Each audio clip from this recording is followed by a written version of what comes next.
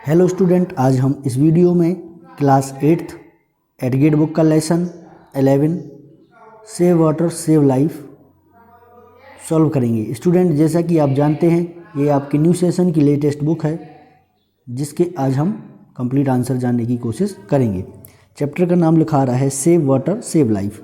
इसका मतलब क्या है? सेव मतलब होता है सुरक्षित करना। जिस प्रकार आप अपने मोबाइल में किसी का नंबर सेव कर लेते हैं उसी प्रकार आप पानी को भी सुरक्षित कर सकते हैं। मतलब जब आपको ज़रूरत होगी तो आप उसका उपयोग कर सकते हैं। अब इसकी हिंदी देखेंगे हम चैप्टर की, तो इसका सेव वाटर सेव लाइफ का मतलब आ रहा है जल बचाएं जीवन बचाएं। अगर आप जल, इसको सेव का मतलब क्या है? बचाना, सेव करना, सुरक्षित करना। और वाटर मतलब क्या है? पानी। और लाइफ मतलब क्या है? जीवन। तो अगर आप जल बचाते हैं तो आप जीवन भी बचाते हैं। इसका हिंदी यही होगा, जल बचाएं जीवन बचाएं। इसके बाद हम इसके आगे क्वेश्चन आंसर सॉल्व करने की कोशिश करेंगे। Multiple choice question, choose the correct option and right. सही विकल्प चुनकर लिखें। Question number first, the meaning of the conservation is. Conservation का मीनिंग पूछा गया है। मीनिंग मतलब अर्थ पूछा गया है किस चीज़ का? कंजर्वेशन। तो कंजर्वेशन का मतलब क्या है? संरक्षण। संरक्षण, इसका मतलब क्या है? संरक्षण। क्या है? संरक्षण। संरक्षण मतलब आप किसी चीज़ को बचा रहे हैं या सेव कर रहे हैं तो उसको क्या बोलते हैं? संरक्षण। तो मीनिंग पूछा है, अर्थात पहला ऑप्शन दिया है ए वेस्ट। वेस्ट मतलब होता है इसको बर्बाद कर देना। सी पॉल्यूट। पॉल्यूट मतलब होता है प्रदूषित कर देना। D cut. कट मतलब काटना। और बी ऑप्शन है टू सेव। सेव मतलब होता है बचाना या सुरक्षित करना। मैंने अभी बताया आपको, जिस प्रकार आप मोबाइल में नंबर सेव कर लेते हैं उसी प्रकार आप सेव का मतलब यहाँ कंजर्वेशन हो सकता है। ठीक है। इसके बाद क्वेश्चन नंबर हम 2 देखेंगे। Blanks is used to generate electricity in hydro electric power station. Khalistan मतलब यहाँ पर दिया हुआ है खालिस्तान, इसका उपयोग जल विद्युत संयंत्रों में बिजली उत्पन्न करने के लिए किया जाता है। हाइड्रो, जो हाइड्रो शब्द है, ये हाइड्रो का मतलब है वाटर। अब जहाँ भी आपको कहीं शब्द मिलेगा हाइड्रो, तो हाइड्रो किस चीज़ से रिलेट करेगा? वाटर से, पानी से। वाटर मतलब पानी, इसका मतलब क्या है? पानी से यह संपर्क में आएगा। ठीक है। तो इसमें आप सही आंसर क्या हो जाएगा? D option, water. यहाँ पर ए दिया है, एयर मतलब हवा होती है। सी सॉइल मतलब मिट्टी। बी सोलर एनर्जी मतलब होता है सौर ऊर्जा। सौर ऊर्जा मतलब जो आप सन से ऊर्जा लेते हैं, सूर्य से जो ऊर्जा लेते हैं उसे कहते हैं सौर ऊर्जा। Question number 3, if your area often face drought which program you should start to solve the problem. अगर आपका एरिया जहां आप रहते हैं, आपका क्षेत्र फेस कर रहा है किस चीज़ से? ड्रॉट। ड्रॉट मतलब होता है सूखा। अगर आपके एरिया में सूखा है तो आप कौन सा प्रोग्राम विच प्रोग्राम मतलब कौन सा प्रोग्राम, कौन सा समारोह आप स्टार्ट करेंगे, चालू करेंगे? समस्या को हल करने के लिए आप क्या करेंगे? कौन सा कार्यक्रम करेंगे? तो इसका सही आंसर क्या है? बी ऑप्शन, वाटर कंजर्वेशन मतलब जल संरक्षण। वाटर मतलब होता है जल, और इसका कंजर्वेशन का मैंने ऊपर ही बताया था आपको क्या होता है? संरक्षण। तो हम पानी को बचाने के लिए जल संरक्षण करेंगे, क्योंकि सूखा किस चीज़ से आ रहा है? पानी की कमी से आ रहा है, इसलिए जल को संरक्षण करने के लिए हम बी ऑप्शन सही है। ए ऑप्शन सॉइल कंजर्वेशन मतलब मृदा का संरक्षण करेंगे। अगर मृदा पॉल्यूट होगी तो मृदा का करेंगे। डिफॉरेस्टेशन मतलब होता है वनों की कटाई बहुत ज़्यादा मात्रा में। और डी ऑप्शन जो है प्रमोट इरिगेशन मतलब सिंचाई को बढ़ावा देंगे। तो सही आंसर क्या है? इसका सही आंसर बी ऑप्शन, क्योंकि डी ऑप्शन इसलिए नहीं हो सकता क्योंकि आपसे जब पानी की कमी है तो आप सिंचाई को बढ़ावा कैसे दे सकते हैं? आपको पानी की कमी है तभी तो आप पानी बचाना चाहते हैं, इसलिए वाटर कंजर्वेशन का उपयोग कर हम जल संरक्षण का उपयोग करेंगे। Question number 4, the simple past form of result. Result का सिंपल पास्ट बताना है। सिंपल पास्ट जो होता है यह पास्ट टेंस का, पास्ट मतलब क्या है? भूतकाल। 3 प्रकार की टेंस होते हैं, प्रेजेंट, फ्यूचर, पास्ट। तो पास्ट जो होता है ये होता है भूतकाल। तो हर टेंस में 4 टेंस होते हैं, जैसे 12 टेंस होते हैं टोटल मिला के। तो इसमें एक पास्ट टेंस का बोला है सिंपल पास्ट, तो उसमें हमेशा वर्ब का दूसरा फॉर्म उपयोग किया जाता है। कौन सा फॉर्म? वर्ब का दूसरा फॉर्म उपयोग किया जाता है। हमेशा याद रखें, आपको वर्ब के कितने फॉर्म याद करने हैं, फर्स्ट, सेकंड और थर्ड, 3 फॉर्म याद करने हैं। तो इसका सेकंड फॉर्म क्या है, रिजल्टेड। रिजल्टेड मतलब आपको ये याद होना चाहिए कि रिजल्टेड वर्ब का कौन सा फॉर्म है, दूसरा फॉर्म है। अगर जब भी सिंपल टेंस की बात होगी, सिंपल पास्ट टेंस की बात होगी, तो यह वर्ब का दूसरा फॉर्म उपयोग करेंगे। ठीक है। इसके बाद question number 5, a blanks is the artificial man made unit to save the water. A blanks खालिस्तान, आर्टिफिशियल कृत्रिम, क्या होता है, कृत्रिम। कृत्रिम और इसका मतलब है मैन मेड का मतलब होता है मानव निर्मित। दोनों एक ही चीज़ हैं। क्यों? क्योंकि जो मानव बनाएगा वही तो कृत्रिम है, जो नेचुरल होगा वह तो नेचुरल मतलब प्राकृतिक, वो अलग चीज़ है। यहाँ पर कृत्रिम और मानव जो बनाते हैं, मतलब जो मानव बनाता है उसको मानव निर्मित कहते हैं और उसी को आर्टिफिशियल भी कहते हैं। यह पानी बचाने के लिए कृत्रिम मानव निर्मित इकाई है। कौन सी है? इसका सही आंसर क्या हो जाएगा? आप देखिए, समुद्र क्या मानव ने बनाया है? ये जो समुद्र है ये मानव ने बनाया है? नहीं। ये रिवर जो नदी है यह भी मानव ने बनाई है? आप भी बोलेंगे नहीं। रेवुलेट छोटी नदी, जो छोटे नाले होते हैं, नदी होती हैं, वो भी क्या उनके द्वारा बनाया गया है? नहीं। डैम जो है, डैम बनाए गए हैं। बड़े बड़े आपने देखा होगा नदियों के ऊपर बड़ी सी दीवार एक पार से दूसरी पार तक अक्रॉस द रिवर रख देते हैं, जिससे पानी को सेव किया जाता है। उसका उपयोग पानी की सिंचाई में उपयोग किया जाता है, इलेक्ट्रिसिटी बनाने में उपयोग किया जाता है, अलग अलग साधनों में उपयोग किया जाता है। तो इसका सही आंसर क्या हो जाएगा? डैम। जो किसने बनाया है? मानव ने, और ये क्या है? कृत्रिम है। इसके बाद देखिए आप, यहाँ पे मैंने ये चैप्टर का आपका जो भी जहाँ जहाँ क्वेश्चन के आंसर होंगे वहाँ मैंने ये लाने की कोशिश की है, ताकि आपको चैप्टर में से भी समझ में आ सके। फिल इन द ब्लैंक्स, रिक्त स्थानों की पूर्ति करें। Question number 6, the farmer will store water in their field by building blanks. मतलब जो फार्मर हैं, जो किसान हैं, वह पानी को स्टोर करेंगे। स्टोर मतलब बचाएंगे, सेव करेंगे, एकत्रित करेंगे। कहाँ पर? फील्ड में। किस चीज़ से? अपन ने चैप्टर पढ़ा है जब, तो उसमें एक नाम आया था मेधा बांध। फार्मर मतलब होता है किसान, स्टोर मतलब एकत्रित करना, वाटर मतलब पानी, इन देयर उनके, फील्ड मतलब खेत में, बिल्डिंग क्या बनाकर, तो वो क्या है? मेधा बांध। इसका आंसर सही क्या हो जाएगा? मेधा बांध। 6वें का आंसर अगर आप देखना चाहें, द फार्मर, यही लाइन उठाई गई है, आप देख सकते हैं ये वाली। The farmer will store water in their field by building मेधा बांध। यहाँ तक आंसर है, यही लाइन सेम टू सेम यही है। तो आपने अगर चैप्टर पढ़ा है तो चैप्टर में से आप लाइन ढूंढ के आंसर बता सकते हैं। इसलिए अगर अब मैं आपको ये बता रहा हूँ तो आप मेन किताब भी, अपनी टेक्स्ट बुक भी रख लीजिए, ताकि उसमें से आप आंसर को अंडरलाइन कर सकें, और जब भी आप चैप्टर पढ़ें तो आपको समझ में आए कि यह लाइन कहाँ से उठाई हुई है। इसके बाद देखिए question number 7, we all should have rain water in their rivers, pond and well. तो हमें सुरक्षित करना चाहिए क्या? रेन वाटर, बरसात का पानी जो है वह सुरक्षित करना चाहिए। वी मतलब हमें, शुड सेव मतलब सुरक्षित करना चाहिए क्या? Rain water. रेन वाटर का मतलब क्या है? जो बरसात का पानी है उसका, वर्षा का जल, कहाँ? इन द रिवर नदियों में, पॉन्ड्स मतलब तालाब, और वेल मतलब कुएं में। तो ये भी लाइन आपकी चैप्टर की है। आप देखिए 7, ये वी ऑल शुड, ये देखिए आप यहाँ से, we all should save rain water in the river, pond, well and in the field, in the fields. तो यही लाइन सेम उठाई हुई है आपके चैप्टर में से, तो आप यहाँ से मिला सकते हैं और उसको अंडरलाइन भी कर सकते हैं। इसके बाद question number 8, we are blanks to the emptied and dried up river. हम क्या हैं? वी मतलब हम, विटनेस मतलब होता है साक्षी।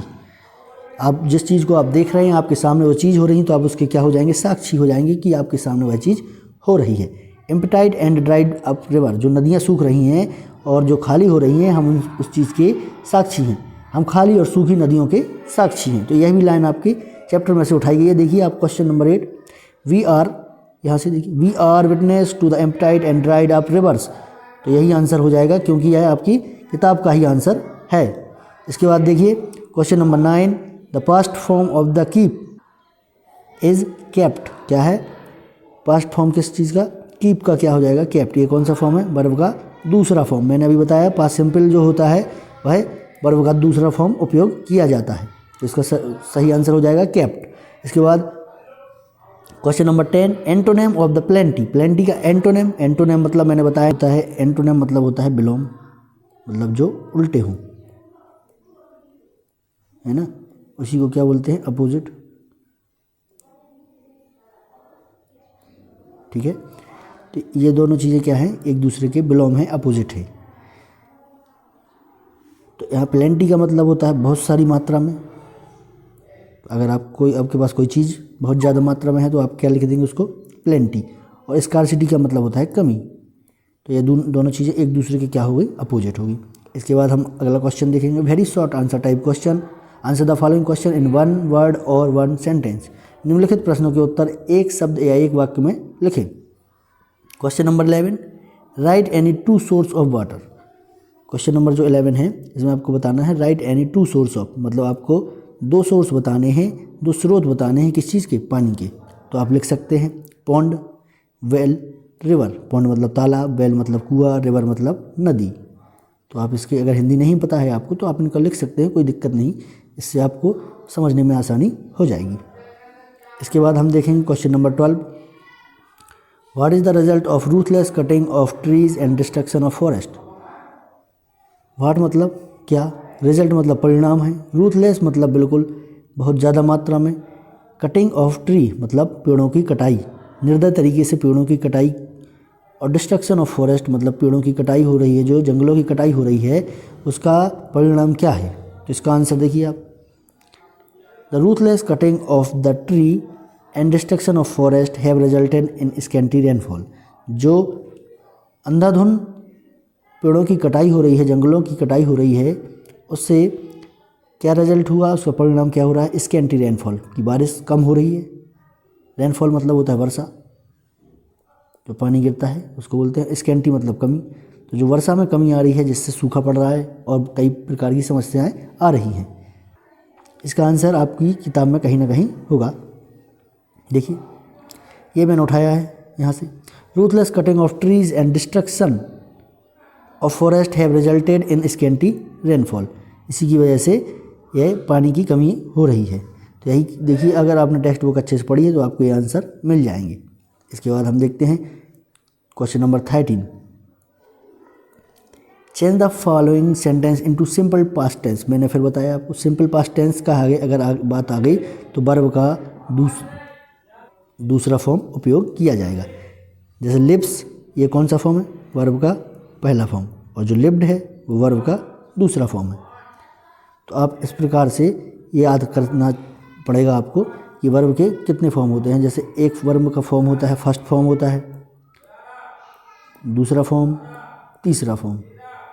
ठीक है, तीनों फॉर्म आपको याद होने चाहिए। जैसे ये वर्ब का फर्स्ट फॉर्म है और ये दूसरा फॉर्म है। तो मैंने आपको बताया था कि पास्ट सिंपल टेंस जो होता है उसमें वर्ब का दूसरा फॉर्म उपयोग किया जाता है। तो आपको यह याद रखना पड़ेगा और आप सेम टू सेम यहाँ लिख देंगे।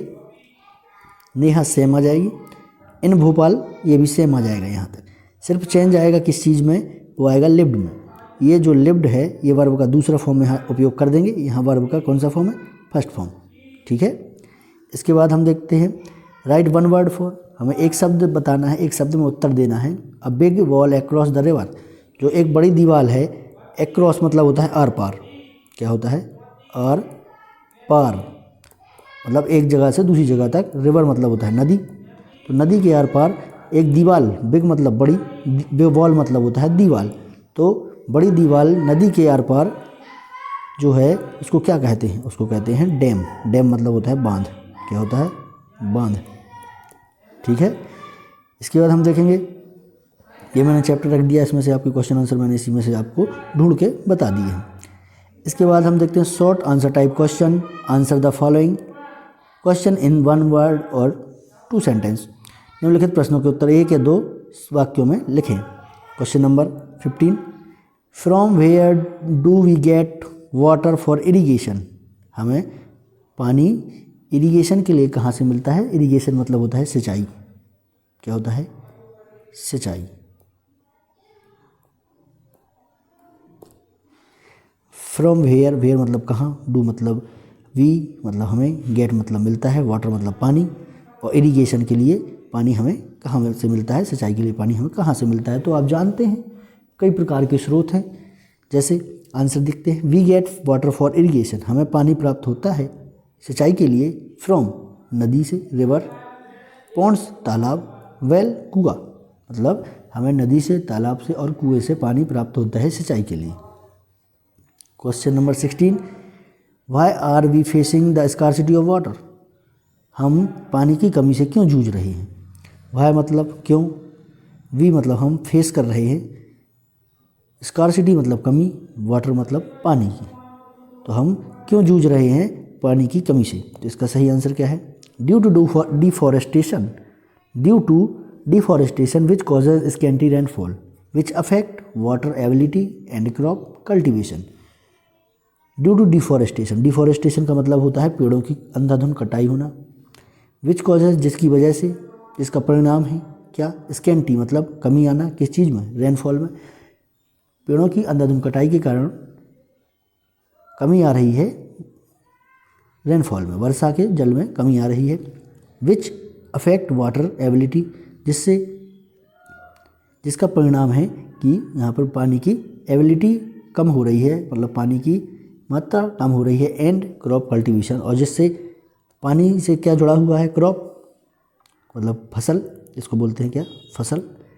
तो फसल अगर पानी नहीं होगा तो फसल नहीं होगी, तो फसल भी इसी से जुड़ी है। तो इसलिए ये इसकी एबिलिटी से, पानी की कमी से फसलों में भी दिक्कत आ रही है, जिससे सब कुछ जुड़ा हुआ है आसपास। ठीक है, देखते हैं हम। If there is a short water supply in your area what would you do? अगर आपके एरिया में, शॉर्ट मतलब होता है कमी, एक शॉर्ट का मतलब होता है छोटा, यहाँ पर शॉर्ट का मतलब क्या है? कमी। वाटर सप्लाई, पानी की सप्लाई। इन योर एरिया मतलब आपके एरिया में अगर पानी की कमी है तो व्हाट वुड यू डू? आप क्या करेंगे? यदि आपके क्षेत्र में पानी की आपूर्ति कम हो तो आप क्या करेंगे? तो इसका आंसर हम देखते हैं। I would start a water conservation program including rain water harvesting.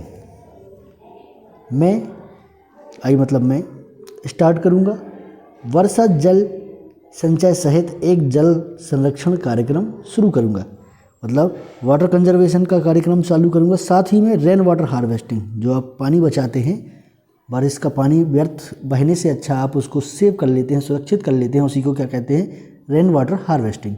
तो छतों से आप पाइप लगाकर उसको एक जगह स्टोर कर लेते हैं, जो छत पर से पानी गिरता है, बहता है बरसात का, तो उसको आप एक जगह स्टोर करते हैं, तो उसको क्या कहते हैं? Rain water harvesting. और दूसरा क्या है? वाटर कंजर्वेशन मतलब जल संरक्षण। And also building small pond, और मैं बनाऊंगा छोटे छोटे तालाब। Deepening and cleaning old wells and ponds, पुराने कुओं और तालाबों को गहरा और साफ करना भी ज़रूरी है। तो जो डीपन मतलब होता है गहरा, डीपन मतलब होता है गहरा, क्लीनिंग मतलब होता है साफ। तो ओल्ड जो पुराने हैं, पुराने क्या हैं? वेल मतलब क्या है? वेल मतलब है कुएं, पॉन्ड मतलब है तालाब। तो जो पुराने तालाब वगैरह हैं उन्हें साफ़ करूँगा और क्या करूँगा? गहरा करूँगा। इससे गहरा करने से, उसकी गहराई बढ़ने से उसमें पानी ज़्यादा बनेगा, और सफाई करने से उसमें साफ साफ चीज़ें रहेंगी। इसके बाद हम देखते हैं question number 18, change the verb from simple present to simple past. देखिए अब फिर से वही आ गया, मैंने अभी बताया था ऊपर, सिंपल पास्ट जहाँ भी आए उसका मतलब क्या है? वर्ब का दूसरा फॉर्म। और सिंपल प्रेजेंट का मतलब क्या है? वर्ब का पहला फॉर्म। तो आपको ये याद ही करने हैं, जितने भी आपके पास आते जा रहे हैं आप अभी इनको याद करते जाइए, बाद में आपको ये काम आएंगे। जैसे जैसे आप फॉर्म याद करते जाएंगे ये आपको टेंस में भी काम आएंगे। आपको जो काल पढ़ते हैं, प्रेजेंट, फ्यूचर, पास्ट, तो उसमें भी काम आएंगे। मोटिवेट, इसका क्या है? ये वर्ब के कौन से फॉर्म है? ये है वर्ब के पहले फॉर्म, फर्स्ट। कौन से फॉर्म है? वर्ब के फर्स्ट फॉर्म। और जो ये लिखे हैं ये क्या है? दूसरे फॉर्म, वर्ब का सेकंड फॉर्म है। तो पहला है मोटिवेट, वर्ब का फर्स्ट फॉर्म, इसका हमने बना दिया मोटिवेटेड। फिर है दूसरा एम्प्टी, एम्प्टी का क्या बना दिया? एम्प्टीड। फिर क्या है? ड्राई, ड्राई का क्या बना दिया? ड्राइड। क्लीन का क्या बना दिया? क्लीन्ड। तो इस प्रकार आपने ये चेंज कर दिए। मोटिवेट की हिंदी बता देता हूँ मैं, उत्साह। एम्प्टी मतलब खाली, ड्राई मतलब सूखा, क्लीन मतलब साफ। तो इनका long answer type question. Question number 19, right a paragraph on importance of water. हमें एक पैराग्राफ लिखना है किस चीज़ पे? इम्पोर्टेंस मतलब महत्वपूर्ण, किस चीज़ की? पानी की महत्वता को बताते हुए हमें एक पैराग्राफ लिखना है। ठीक है, तो हमने हेडिंग डाल दी सबसे पहले, इम्पोर्टेंस ऑफ वाटर। पानी की आवश्यकता क्यों है भाई साहब, हमें पानी कितना ज़रूरी है उसके बारे में आपको बताना है। Water is important because all the living things need it to survive. Water जो है बहुत ही इम्पोर्टेंट है, मतलब महत्वपूर्ण है। क्यों है महत्वपूर्ण? क्यों है? क्योंकि बिकॉज ऑल लिविंग, सभी जीवों को इसकी आवश्यकता है। जल महत्वपूर्ण है क्योंकि सभी जीवों को जीवित रहने के लिए इसकी आवश्यकता होती है। 2, we drink water to stay healthy and strong. हम पानी पीते हैं, ड्रिंक मतलब पीना, वाटर मतलब पानी, वी मतलब हम, स्टे हेल्दी, हेल्दी मतलब स्वस्थ रहने के लिए, और स्ट्रॉन्ग मतलब मजबूत रहने के लिए। हम स्वस्थ और मजबूत रहने के लिए पानी पीते हैं। इसके बाद plant needs water to grow and make food. Plants जो हैं, पेड़ जो हैं, उन्हें ज़रूरत पड़ती है किस चीज़ की? पानी की। नीड वाटर मतलब ज़रूरत है किस चीज़ के लिए? ग्रो मतलब उगाने के लिए, और मेक फूड मतलब खाना बनाने के लिए। पौधों को बढ़ने और भोजन बनाने के लिए पानी की आवश्यकता होती है। Animal also need water to live. जो एनिमल हैं, जो जानवर हैं, उनको भी पानी की आवश्यकता पड़ती है। जानवरों को भी जीवित रहने के लिए पानी की आवश्यकता पड़ती है।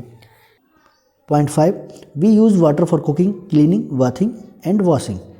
हम खाना पकाने, सफाई, नहाने और कपड़े धोने के लिए पानी का उपयोग करते हैं। मतलब ये देखिए, कुकिंग मतलब होता है खाना पकाना, क्लीनिंग मतलब साफ़ सफाई, वॉशिंग मतलब नहाना, और वॉशिंग मतलब होता है कपड़े धोना। तो सब प्रकार से आपको इसकी ज़रूरत पड़ती है। अब देख सकते हैं आप question number 20, look at the picture. Look मतलब देखना, पिक्चर मतलब फ़ोटो जो आपकी ये बनी है, चित्र बना है जो, एंड आंसर करना है द क्वेश्चंस, प्रश्नों के उत्तर देना है गिवन बिलो। बिलो मतलब होता है नीचे, बिलो मतलब नीचे, नीचे दिए हुए चित्र में से आपको प्रश्नों के उत्तर देना है। तो सबसे पहले हम ये चित्र देखेंगे, चित्र में दिया क्या है। सबसे पहले देखिए, यहाँ लिखा है रिड्यूस, रीयूज़, रिड्यूस का मतलब है कमी, रीयूज़ का मतलब होता है फिर से आप उस चीज़ को उपयोग करें, जैसे एक बार आपने उपयोग कर लिया है उसको दोबारा उपयोग करें। रिसाइकिल मतलब होता है जो चीज़ ख़राब हो चुकी है उसको रिसाइकिल करके उसको उपयोगी बनाया जा सके। ठीक है, यहाँ पर लिखा है सेव एनिमल मतलब जानवरों को बचाइए। स्टॉप पॉल्यूशन मतलब पॉल्यूशन कम करें। प्लांट ट्री पेड़ों को लगाएं। सेव वाटर पानी को सुरक्षित करें। Environment day poster save nature मतलब यह किस चीज़ के बारे में पोस्टर बना हुआ है? नेचर मतलब होता है प्रकृति, उसको सेव करने के लिए यह बना है कि प्रकृति को। इस पर आपको क्वेश्चन नीचे मिलेंगे, जैसे आपको मिल सकता है क्या क्या क्वेश्चन मिल सकता है? ये मिल सकता है कि 3R क्या है? इनको 3R बोलते हैं, रिड्यूस, रीयूज़, रिसाइकिल। ये पोस्टर किस चीज़ के बारे में है ये पूछ सकते हैं आपको। और नेचर को कैसे कैसे बचाया जा सकता है, तो ये स्टॉप पॉल्यूशन, प्लांटिंग ट्री और सेव वाटर, इस प्रकार से किया जा सकता है। अब हम नीचे इसके प्रश्न देखेंगे। पहला question, what is the picture is about. जो पिक्चर है, जो चित्र है, वह किसके बारे में है? तो पहला ही इसका उत्तर क्या हो जाएगा? सेव नेचर मतलब नेचर के बारे में, नेचर को बचाने के बारे में। आप देखिए यहाँ लिखा है सेव नेचर, किस चीज़ के बारे में ये पूरा पोस्टर बना हुआ है? सेव नेचर मतलब प्रकृति को बचाने के लिए। उसके बाद दूसरा क्वेश्चन देखिए, what do you understand by 3Rs। देखिए मैंने जो आपको बताया वही क्वेश्चन आ गया। 3Rs क्या है? तो 3Rs मैंने बताए थे अभी यहाँ पे आपको। जो 3R जो है ये है, रिड्यूस मतलब आप किसी चीज़ की कमी करें, रीयूज़ दोबारा उपयोग करें, रिसाइकिल उस चीज़ को पुनः किसी और चीज़ में कन्वर्ट करके उसका उपयोग में लाया जा सकता है। ठीक है, तो इसके 3R ये रिड्यूस, रीयूज़, रिसाइकिल। इसके बाद question number 3, what are the 3 things we can do to save our environment. हम अपने वातावरण को सुरक्षित करने के लिए, सेव करने के लिए क्या कर सकते हैं? तो यहाँ देखिए, ये भी मैंने अभी बताया था क्या कर सकते हैं। स्टॉप पॉल्यूशन, पॉल्यूशन कम करें, प्रदूषण कम करें। प्लांट ट्री, प्लांट मतलब प्लांट को लगाना, मतलब प्लांट ट्रीज का मतलब है पेड़ों को लगाएं। सेव वाटर, पानी को भी सेव करें और एनिमल्स भी सेव करें, जानवरों को भी बचाएं और पानी को भी बचाएं। Save water, stop pollution, plant tree, और यहाँ क्या हो जाएगा? Save animals. एक और हो जाएगा क्या? Save animals. ठीक है, ये इस प्रकार से आंसर हो जाएगा। उसके बाद देखते हैं question number 4, make sentence using the given word. हमें नीचे जो एक वर्ड दिया है, शब्द दिया है, उससे हमें क्या बनाना है, एक सेंटेंस, वाक्य बनाना है। सेंटेंस मतलब क्या होता है, वाक्य बनाना है हमें। तो आप देखिए नेचर, नेचर मतलब क्या है, प्राकृतिक, क्या है, प्रकृति, क्या है, प्रकृति। तो प्रकृति क्या है, वही उससे हमें एक सेंटेंस बनाना है। जैसे नेचर इज़ ब्यूटीफुल, नेचर जो है वो बहुत सुंदर है। ब्यूटीफुल का मतलब क्या है, सुंदर, क्या है, सुंदर। तो जो प्रकृति है इसको क्या बोलते हैं, प्रकृति। प्रकृति जो है वह क्या है, सुंदर है। तो ये एक सेंटेंस बन गया। दूसरा है पॉल्यूशन, पॉल्यूशन के ऊपर बना सकते हैं अपन। पॉल्यूशन मतलब होता है प्रदूषण, क्या होता है, प्रदूषण। Pollution is very harmful for human being. Pollution जो है वह बहुत हार्मफुल है फॉर ह्यूमन बीइंग्स, जो इंसानों के लिए यह बहुत ही हार्मफुल है। मतलब हार्मफुल बोले तो नुकसान पहुंचाने वाला। हार्मफुल मतलब होता है नुकसान पहुंचाने वाला। तो जो हार्मफुल है मतलब किसके लिए हार्मफुल है, ये है ह्यूमन के लिए, मानव जाति के लिए। पॉल्यूशन जो प्रदूषण है वह बहुत ही हार्मफुल है, मतलब हानिकारक है। हार्मफुल का मतलब है हानिकारक, ठीक है। इसके बाद question number 5, right the opposite. Opposite फिर आ गया, इसको हम एंटोनिम भी बोलते हैं, हमने ऊपर ही बताया। एंटोनिम भी बोलते हैं, और क्या बोलते हैं, विलोम, मतलब उल्टे। जैसे सुबह का शाम, मॉर्निंग इवनिंग हो सकता है, डे नाइट हो सकता है, इस प्रकार से। तो यहाँ लिखा है स्टॉप, स्टॉप का मतलब होता है रुकना, क्या होता है, रुकना। और गो मतलब होता है जाना, ठीक है। तो ये दोनों अपोजिट हो गए, रुकना और जाना अपोजिट हैं दोनों एक दूसरे के। तो इसी को क्या बोलते हैं, अपोजिट, एंटोनिम और विलोम। तो इसका सही आंसर क्या हो जाएगा, स्टॉप का गो। इस प्रकार से आपको ये चैप्टर मैंने समझा दिया है, और आशा करते हैं कि आपको ये समझ में आया होगा।